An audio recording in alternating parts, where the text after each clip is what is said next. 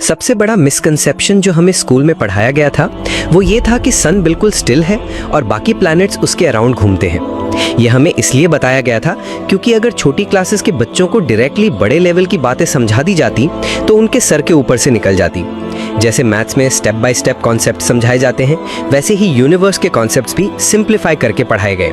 लेकिन असल में यूनिवर्स एक फ्लैट शीट नहीं है जिसमें ऑब्जेक्ट्स बस रखे हुए हैं। हर चीज मोशन में है। अर्थ अपने एक्सिस पर स्पिन करती है 1670 किलोमीटर पर आवर की स्पीड से और साथ ही सन के अराउंड रिवॉल्व करती है 1,07,000 किलोमीटर पर आवर की स्पीड से। और यही नहीं, हमारा सन भी 70,000 किलोमीटर पर आवर की स्पीड से मूव कर रही है। और सिर्फ अर्थ ही नहीं, पूरा सोलर सिस्टम सन के साथ मूव कर रहा है। लेकिन इंटरेस्टिंग बात यह है कि हमारा पूरा सोलर सिस्टम भी स्पेस में ट्रैवल कर रहा है और सन खुद अपने गैलेक्टिक प्लेन में मूव कर रहा है। मिल्की वे के सेंटर में एक सुपर मैसिव ब्लैक होल है जिसकी ग्रेविटी के चक्कर में हमारा सोलर सिस्टम रिवॉल्व कर रहा है। एक ऑर्बिट कंप्लीट करने में लगते हैं लगभग 230 मिलियन ईयर्स।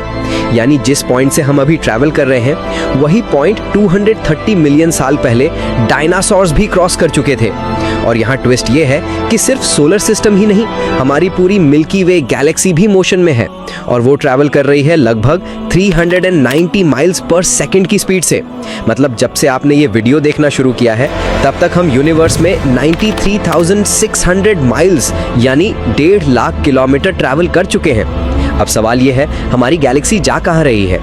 आंसर है एक मिस्टीरियस रीजन जिसे कहते हैं द ग्रेट अट्रैक्टर। ये सिर्फ हमारी गैलेक्सी को नहीं बल्कि आसपास के एक रीजन की लगभग 1 लाख गैलेक्सीज को अपनी तरफ खींच रहा है। ये रीजन तकरीबन 500 मिलियन लाइट ईयर्स तक स्प्रेड है। साइंटिस्ट ने इसे ग्रेट अट्रैक्टर नाम दिया है, लेकिन अभी तक किसी को नहीं पता कि ये असल में है क्या। हमारे most powerful telescope James Webb telescope भी इसे डायरेक्टली ऑब्जर्व नहीं कर पाते क्योंकि इंटरस्टेलर डस्ट और कॉस्मिक क्लाउड्स हमारा व्यू ब्लॉक कर देते हैं। ये एरिया जोन ऑफ अवॉइडेंस कहलाता है और ग्रेट अट्रैक्टर इसी के पीछे छुपा हुआ है। सोचो कितना अमेजिंग है कि हम अर्थ की सरफेस पर खड़े हैं और बिना फील किए लगातार यूनिवर्स में मोशन में है। हर इंसान अपनी लाइफ में जितना डिस्टेंस कवर करता है वही उसकी एक पर्सनल कॉस्मिक जर्नी होती है। और जब बात आती है यूनिवर्स के ओरिजिन की तो सबसे ज़्यादा डिस्कशन होता है बिग बैंग थ्योरी पर।